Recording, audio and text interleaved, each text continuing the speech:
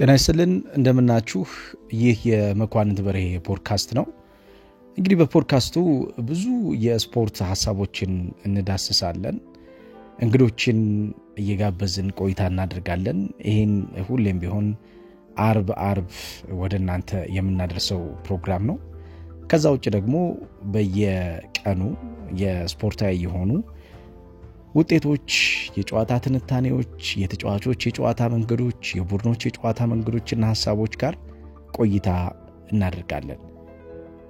ሰሞኑን አንድ ትልቅ ዜና ወጥቷል። በተለይ ትናንትና ይፋ የተደረገው የአርሰናል ፍላጎት የነበረው ዙቢሜንዲ ከአርሰናል ጋር በውል ማፍረሻው በተቀመጠለት ውል ማፍረሻው ሂሳብ መሰረት እንደተስማማና በክረምት የተጫዋቾች የዝውውር መስኮት የአርሰናል ንብረት እንደሚሆን ተረጋግጧል። ይሄ ለአርሰናል ደጋፊዎች ትልቅ ዜና ነው። ያው ተጫዋቾች አብዛኛውን ጊዜ ሲመጡ እነዚህ ተጫዋቾች ይዘውት የሚመጡት ነገር ይኖራል። የነበሩ ክፍተቶችን ያስተካክላሉ፣ የነበሩ ጥንካሬዎችን ይበልጥ ደግሞ አቅም ይሰጣሉ፣ ይጨምራሉ። ከዛም በተለየ የውድድር መድረኮች ላይ የነበሩባቸውን ክፍተቶች ለመሙላት የተሻለ እድል ይሰጧቸዋል ተብሎ ይጠበቃል። ዙቢሜንዲ በአርሰናል ማሊያ እንግዲህ በተለይ በ6 ቁጥር ሚና ከሚጫወቱ እዛ ቦታ ላይ ያሉትን ክፍተት ከሚያስተካክሉ ሰዎች መካከል አንዱ ይሆናል ተብሎ ነው የሚጠበቀው። ይህ ተጫዋች ሲመጣ እንግዲህ የሚኖረው ለውጥ በቡድን ውስጥ የሚጠበቅ ነው የሚሆነው። ነገር ግን አብዛኞቹ እስካሁን ድረስ እርግጠኛ ያልሆኑበት ቶማስ ፓርቴ ይቀጥላል አይቀጥልም የሚለው ነው። የዚህ ተጫዋች መምጣት ያው አንድ ተጫዋች በተለይም ሬጉላር ተጫዋች ገፍቶ እንደሚያስወጣ ግልጽ ነው። ምክንያቱም በነ ፓርቴም በነሱ ሌቭል ባሉ ተጫዋቾች ውስጥ ሁሌም የሚነሳው ነገር ምንድነው? በሲዝን ሁሌም ኳስ መጫወት ይፈልጋሉ። በአንድ ቡድን ውስጥ የቋሚነት የኳስ የመጫወት ፍላጎታቸውን ካላሟሉ ከቡድኑ ጋር ያላቸው ግንኙነት የሚቋረጥ ይሆናል ማለት ነው። ስለዚህ ቶማስ ፓርቴ በአርሰናል ይቀጥላል አይቀጥል የሚለው ነገር እስካሁን ድረስ አርሰናል ይፋዊ በሆነ መንገድ ስለዚህ ልጅ የተናገረው ነገር የለም። ነገር ግን ይሄ ልጅ ከአርሰናል ጋር በሚኖረው ግንኙነት በተለይም በሚያስቀምጣቸው የጌም ታይም ጊዜያቶቹ መስማማት ካልቻለ አርሰናልም ይሄን ተጫዋች ኮንትራቱን የማደስ ፍላጎት እንደሌለው እየተነገረ ነው የሚገኘው። በተለይ ሚኬል አርቴታ ይሄን ተጫዋች የማስፈረምና እንዲቀጥል የማድረግ ፍላጎት የለው። በርከት ያሉ የአርሰናል ደጋፊዎች ግን ይፈልጋሉ ይሄ ተጫዋች በቡድናቸው ውስጥ እንዲቆይ። ታዲያ ይሄ ተጫዋች ከወጣ በኋላ ማንን ነው አርሰናል ሊያገኝ የሚችለው? በቡድን ውስጥ ማንን ሊያካትት ይችላል? በቡድን ውስጥ ማን ወሳኝ የሚባለው የጨዋታው አካል ሊያደርግ ይችላል የሚለው የሚጠበቅ ነበረ። ስለዚህ የዙቢሜንዲ የአርሰናል ተጫዋች ሆነ የሚለው ዜና በተለይ እዚህ ቦታ ላይ ያለውን ክፍተት ለመሙላት አርሰናሎች ካላቸው እጥረት አንጻር የሚሸፍነው ነገር ይኖራል ማለት ነው። ግን ይሄ ተጫዋች ሲመጣ አሁን አርሰናል በሚፈልገው ልክ በሚጠብቀው ልክ የትኛው ቦታ ላይ የተሻለ ተጫዋች ሆኖ ያገኘዋል የሚለው የሚጠበቅ ነው የሚሆነው። ስለዚህ ይሄ ተጫዋች ምንድነው የሚጨምረው? በአርሰናል ምን ሊጨምር ይችላል? ምን ሊያሳድግ ይችላል የሚለውን እስኪ ለመመልከት እሞክራለሁ። በተለይ ከቁጥሮች ጋር የተያያዙ ነገሮችን ከእንቅስቃሴዎች ጋር በተያያዘ እንዲሁም ከተወሰኑ እሱ ቦታ ላይ ካሉ ተጫዋቾች ጋር በማነጻጸር ሐሳቦችን አስቀምጣለሁ። የኔ ንጽጽር ሊሆን የሚችለው ከሮድሪ ጋር ነው። ከማንቸስተር ሲቲው የአማካኝ ክፍል ተጫዋች ሮድሪ ጋር ምናልባት የሚያቀራርብም ቁጥር ስላለው ብዙ የሚያመሳስለው ነገር ስላለ ከዚህ ተጫዋች ጋር ከሱ ጋር ማነጻጸራቸው ቁጥሮችና እንቅስቃሴዎች ይኖራሉ። ይሄን እንድትከታተሉ እናንተም እንግዲህ የራሳችሁን መላምት እንድትሰጡ የራሳችሁን ጀጅመንት እንድታስቀምጡ ከወዲሁ ነግራችኋለሁ።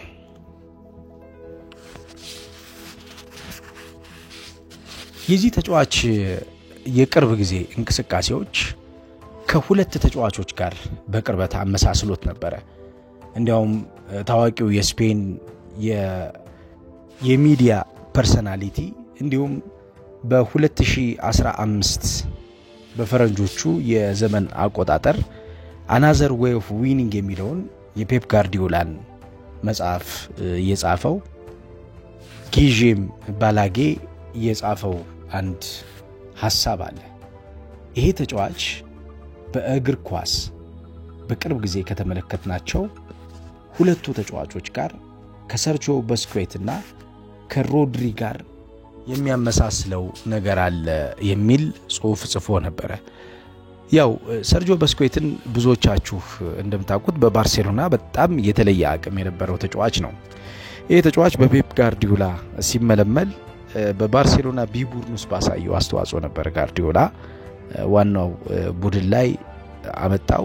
2008 አውሮፓ ዋንጫ፣ 2010 ዓለም ዋንጫ፣ 2012 አውሮፓ ዋንጫ በጣም የተሻለ የስፔን ብሔራዊ ቡድን እንዲኖር ያገዘ ተጫዋች ሆነ። የዚህ ተጫዋች ትልቁ ኳሊቲ ዲፌንዲንግ ዘ ስፖት የሚባለው አስተሳሰብ ነው። በእግር ኳስ ጋርዲዮላ ሲሰለጥን ከተመለከትንበት የዮሃን ክሩፍ የጨዋታ ሐሳቦች መካከል አንዱ የራቀውን ነገር ከመከላከል ይልቁን ወይም ደግሞ የሚመጣውን ግዝፈት ከመቆጣጠር ይልቁን ያለህበትን ቦታ ሴቭ ማድረግ የሚል አንድ ትልቅ ሐሳብ ይዞ ነበር። እንዳውም በአንድ ቃለ መጠይቅ አስተውሳለሁ ከግራም ሃንተር ከሚባል ጋዜጠኛ ጋር ቁጭ ብሎ ዮሃን ክሩፍ ሲያወራ አሁን ባለው ጋርዲዮላ ላይ ምን ያክል ኢምፓክት እንዳሳደረና እንደነ ዙቢሜንዲ እንደነ ሰርጂዮ በስኩዌት አይነት ተጫዋቾች በሌሎች ስፔናውያን አሰልጣኞች አማካኝነትም እንዲወጡ መነሻ የሆነ ሐሳብ እንደሰጣቸው አስተውሳለሁ። ጋዜጠኛውን በወቅቱ የሚለው ምንድነው የተቀመጥክበት ወንበርና የተደገፍከው ጠረጴዛ ወይንስ ደግሞ እዛ ርቀት ላይ የምትመለከተው ግድግዳ ለአንተ የትኛው ነው ቅርቡ ወይም ደግሞ ሴኪዩር ልታረጋው የምትችለው ነገር ብሎ ይጠይቀዋል። ጋዜጠኛውም የተቀመጥኩበት ወንበርና የተደገፍኩት ጠረጴዛ ይለዋል። በእግር ኳስም ይሄ ሐሳብ ዲፌንዲንግ ዘ ስፖት ይባላል። አካባቢን ወይም ደግሞ ያለህበትን ቦታ ሴፍ የምታደርግ ከሆነ ያለህበት ቦታ የሚሰጥህ ሴኪዩሪቲ ወይም ደግሞ ደህንነት የእንቅስቃሴው መምሪያ ይሆናል።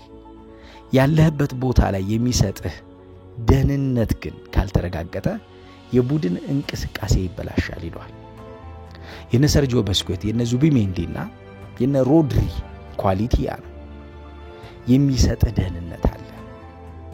ዲፌንዲንግ ዘ ስፖት ቦታውን በማረጋጋት ቦታውን የተሻለ በማድረግ ቦታውን ለተጋጣሚ ቡድን ምቹ ባለማድረግ እንቅስቃሴን የተሻለ ጥራት ያለው እንዲሆን ማድረግ ነው። ለምሳሌ አርሰናል አንዱ ትልቁ ችግር የነበረው በዚህ የአውሮፓ ቻምፒየንስ ሊግ ከፒኤስጂ ጋር በነበረው ጨዋታ በተለይ በመጀመሪያው ዙር ጨዋታ ወደ መጨረሻው የሜዳ ክፍል የሚደረጉ ሽግግሮችና በመጨረሻው የሜዳ ክፍል ላይ የሚደረጉ ንክኪዎችን ከኋላ ንክኪዎቹ እንዳይመለሱ ወይም ደግሞ ሪተርን ቦል ሲቹዌሽኖች ወይም ተመላሽ ኳስ ሁኔታዎች ላይ አርሰናል የተጋለጠ የሚባል እድሎች እንዳይፈጠሩበት ያን ኮማንድ የሚያደርግ ያን የሚያዝ አይነት ተጫዋች አልነበረ። ይሄ ደግሞ በቶማስ ፓርቴ አለመኖር የተፈጠረ ጫና ነው። ይሄንን ማዘዝ የሚችል ተጫዋች ቢኖር ኖሮ ወይም ደግሞ እንቅስቃሴውን እዛው ቦታ ላይ እንዲቆይ የሚያደርግ ተጫዋች ቢኖር ኖሮ ወይንም ደግሞ ከኋላ በሚፈጠሩ ጫናዎች እነዛን ጫናዎች ተሸክሞ ወደ ሁለተኛውና ወደ ሶስተኛው የሜዳ ክፍል ላይ የሚወስድ ተጫዋች ቢኖር ኖሮ እንቅስቃሴው ጤነኛ እንቅስቃሴ ይሆን ነበር። አሁን ያወራ ያለው እንደ ኤክስኪዩዝ አይደለም። ነገር ግን እዛ ጨዋታ ላይ የነበረው ክፍተት ምን እንደሆነ ለማሳየት ነው። የሚመጣው አመት አርሰናልም ሆነ ማይክል አርቴታ ይሄንን ስህተት መድገም አይፈልጉም። እንደገና ከተጫዋች ጉዳት፣ ከተጫዋቾች ኳሊቲ፣ ከተጫዋቾች አጠቃላይ የቡድን የጋራ ስራ ጋር በተያያዘ ይሄን ስህተት መድገም አይፈልጉም።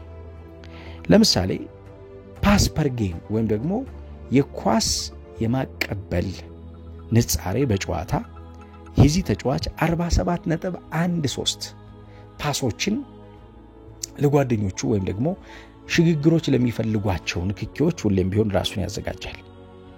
ከዛ ውስጥ ኢላማቸውን የጠበቁት የኳስ ቅብብሎቹ በአጠቃላይ 88.9 የስኬት ሌቭል አላቸው፣ ደረጃቸው ማለት ነው 100ኛ።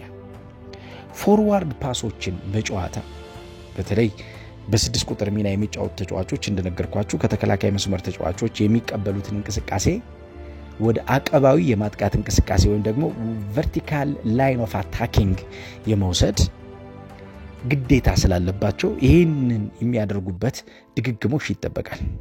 ይሄ ተጫዋች አቀባዊ የኳስ ማጥቃት እንቅስቃሴን 14.4 የሚጠጋ ይሄ ማለት ወደ 14 አካባቢ እንደዚህ አይነት አደገኛ ንክኪዎችን ያደረገ ቡድኑ ወደ ተጋጣሚ የሜዳ ክፍል እንዲገባ ቀስቃሽ የሆኑ ንክኪዎችን ያደርጋል ማለት ነው። በዚህ ጊዜ የሚበልጠው ተጫዋች ማን ነው? ሮድሪ ነው። ሮድሪ በጨዋታ ቢያንስ 60-70 የኳስ ቅብብሎችን ያደርጋል። የፓስ የጨዋታ የማቀበል ንጻሬ ስኬቱ 93.8% ነው። በፎርዋርድ ፓስ ፔኔትሬሽን ወይም ደግሞ ወደፊት በሚሄዱ ሰንጥቀው በሚሻገሩና የሜዳ ክፍልን እየቆረጡ መሄድ ባለባቸው የኳስ ንክኪዎች ደግሞ 17 የሚጠጉ ንክኪዎችን ያደረገ የማንቸስተር ሲቲን የማጥቃት እንቅስቃሴ ያግዛል ማለት ነው። ስለዚህ ልዩነት አለው።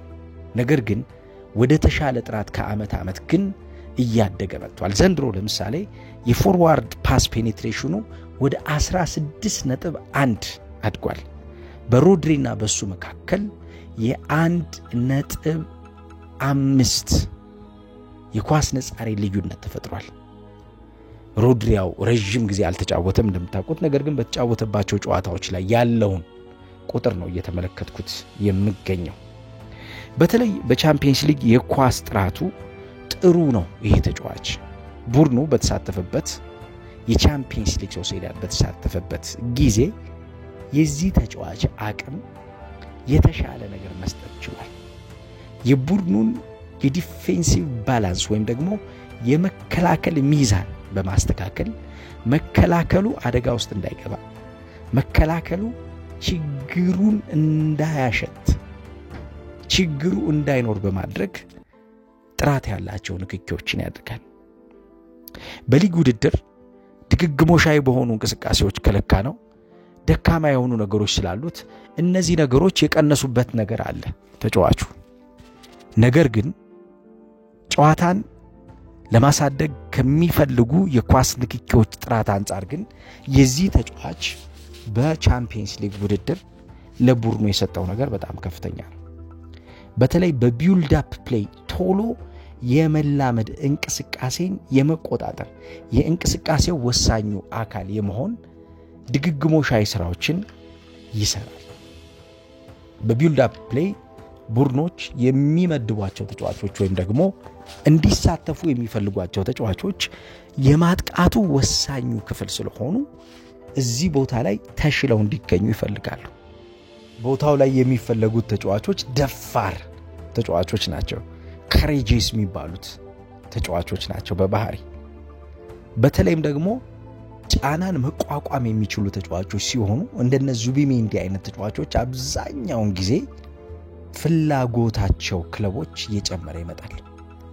ለምሳሌ በዘንድሮ የውድድር ዓመት የዚህ ተጫዋች አንዱ ትልቁ ኳሊቲ የሚባለው ፕሬሲንግ ሬዚስታንት ነው።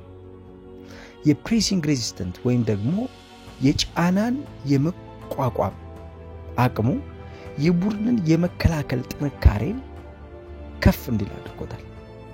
እሱ በነበረበት ጨዋታና እሱ ባልነበረበት ጨዋታ መካከል ያለው ልዩነት እንኳን ብንረዳው ቡድኑ እሱ ባለበት ሰዓት ኮንሲድ የሚያደርጋቸው የጎል መጠኖች እሱ በሌለበት ሰዓት ኮንሲድ ከሚያደርጋቸው የጎል መጠኖች አንጻር ስንመለከተው የ0.56 ልዩነት አለ።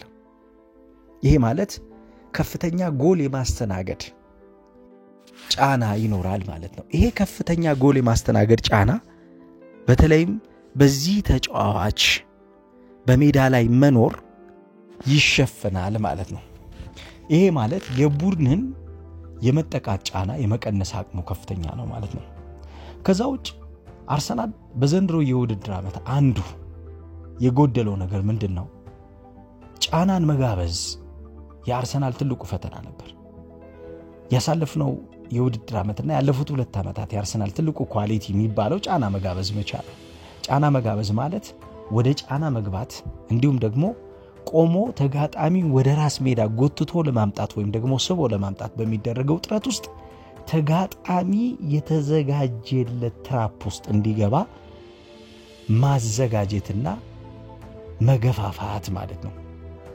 ወደ ራስ ቀጠና በሚመጣ ሰዓት የሚተው ስፔሶችን ለማጥቃት ታይሚንጉን የሚጠቀም ቡድን ለማዘጋጀት ይጠቅማል ማለት ነው።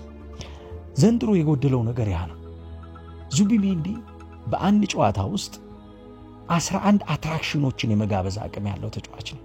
11 አትራክሽኖች ማለት ከፍተኛ የሆነ የቡድን የመፍትሄ ፍለጋ መፍጠሪያ አቅጣጫ ይሆናል ማለት ነው።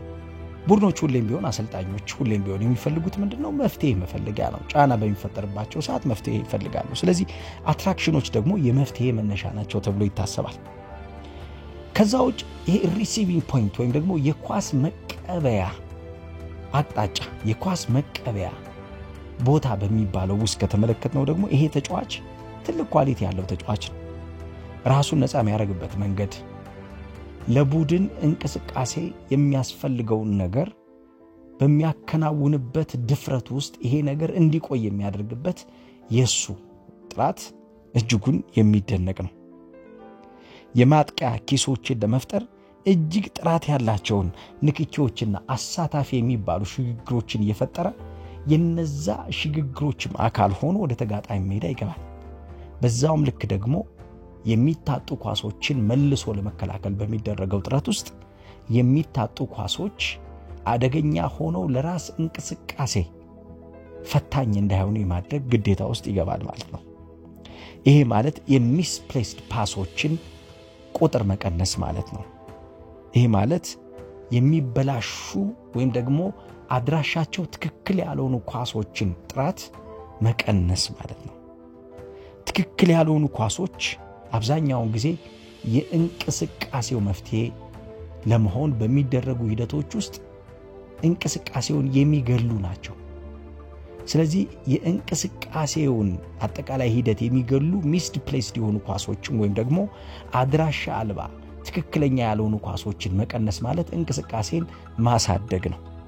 በዚህም ነገሮችን እየቀነሰ የቡድን ጓደኞቹ በሚስድ ፕሌስ ኳስ ውስጥ እንዳይቆዩ በማድረግ ጥራታቸውን ያሳደገ ጥራታቸውን እንዲያሳድጉ ያገዘ ተጫዋች ሆኖ ነው ወደ አርሰናል የሚመጣው። የሲምፕል ፓስ ሜትሮኖሚክ አኩሬሲ የሚሉት ነገር አለ ፈረንጆች። ሜትሮኖሚክ ከዚህ ሐሳብ ጋር የሚሄደው ኮንስታንት በሆነ ወጥ በሆነ በማይቋረጥ እንቅስቃሴ ውስጥ የሚገኝበት ማለት ነው። ኢንች ፐርፌክት ሆኖ ኳሶችን ከአንድ ቦታ ወደ አንድ ቦታ የሚያሸጋግርበት እነዛን ኳሶች ተቀብሎ ለእንቅስቃሴ ለሌላ እንቅስቃሴ የሚያዘጋጅበት መንገድ በዚህን ያክል የሚለካ ነው።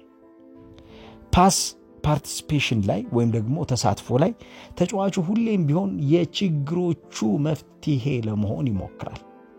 ሁሌም ቢሆን ሪሲቪንግ ፖይንቶች ወይም ደግሞ የመቀበያ አቅጣጫዎችን በማመቻቸትና በማዘጋጀት በነዛ የመቀበያ አቅጣጫዎች ውስጥ ያሉትን ጫናዎች የማቅለል ስራ ይሰራል ማለት ነው።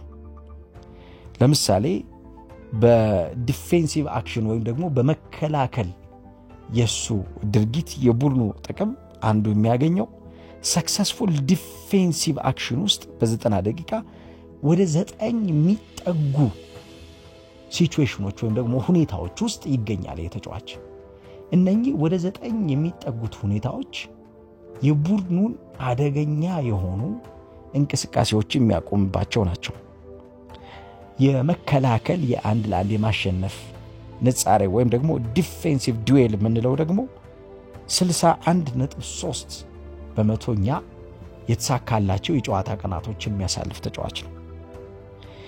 የኳስ ማቋረጥ ወይም ደግሞ ኢንተርሴፕሽን ንጻሬውን ስንመለከት በጨዋታ 5.5 ይሄ ማለት ወደ 6 የሚጠጉ ኳሶችን ኢንተርሴፕት ያደርጋል። በተለይም ደግሞ የፋይናል ሰርድ ፔኔትሬሽን ኳሶችን በመከላከልና እነዚህ ኳሶች እንዲቋረጡ በማድረግ የተጫዋቹ ሚና እጅጉን በጣም ከፍተኛ ነው። የሾት ብሎክ ወይም ደግሞ የተመቱ ኳሶችን ብሎክ በማድረግ በተለይም ደግሞ ሳጥን ውስጥ የሚከለከሉ ኳሶችን ይበልጥ በመገደብና እነዛ ኳሶች አደገኛ እንዳይሆኑ በማድረግም ትልቅ አቅም ያለው ተጫዋች ነው። ይህ ተጫዋች ቤስት ድሪብለር ነው። በጣም ምርጥ ኳስ ያንከባለለ ወደ ተጋጣሚ ሜዳ የሚገባ ተጫዋች ነው። ፔኔትሬተር ነው ወይም ደግሞ ሰንጣቂ የሆኑ ሩጫዎችን እያደረገ የሚሄድ ተጫዋች ነው። በተለይ ደግሞ በሶሴዳድ አብዛኛውን የሚጠቀምበት እንግሊዝኛውን ብትጠቀመው ደስ ይለኛል። እናንተ ብዙ ማይከፋችሁ ከሆነ ለመተርጎም ሞክራለሁ። following a man and giving him pressure የተቀመጠውን ሰው በመከተል ያ ሰው በጫና ውስጥ እንዲጫወት የማድረግ ኃላፊነት የሚሰጠው ተጫዋች ነው። የሚሰጠው አንዱ ትልቁ ሚና ወሳኝ የሚባለውን ተጫዋች ጫና ውስጥ በመክተት ያ ወሳኝ የሚባለው ተጫዋች ሁሌም ቢሆን ጫና ውስጥ ሆኖ እንዲሳሳት የሚያስገድድ ተጫዋች ነው። የጨዋታ አቅጣጫዎችን በመቀየር ወይም ደግሞ ረጃጅም ኳሶችን ከአንድ አቅጣጫ ከቀኝ ወደ ግራ ከግራ ወደ ቀኝ የአታኪንግ ፖይንቶችን በመቀያየርም የቡድን እንቅስቃሴን ይበልጥ ጥራት እንዲኖረው የሚያደርግ ተጫዋች ነው። ስለዚህ ክሬቲቪቲው፣ ዲፌንሲቭ ኳሊቲውና አጠቃላይ የቡድን ስነልቦናው ለአርሰናል ተመራጭ አድርጎት የአርሰናል ንብረት ሊሆን ፊርማው ብቻ ይቀራል ማለት ነው። ዙቢሜንዲ እንዴት አገኛችሁት? ሊቨርፑልን ውድቅ አድርጎ ወደ አርሰናል ለመምጣት ፍላጎቱን ያሳየው አማካኝ በአርሰናል ምን ሊጨምር ይችላል የሚለውን በተወሰነ እንግዲህ ይሄን ለመመልከት ሞክሬያለሁ። የፖድካስቱ ቤተሰቦች ፖድካስቱ ከተመቻችሁ ላይክ፣ ሰብስክራይብ፣ ሼር አድርጉ፣ ለሌሎች እንዲደርስ አጋሩ። መኳንንት በርሄ ነበርኩ። በነገ ፕሮግራም እንደገና ከክላሲኮ በኋላ እንገናኛለን። ጥሩ ጊዜ ይሁንላችሁ።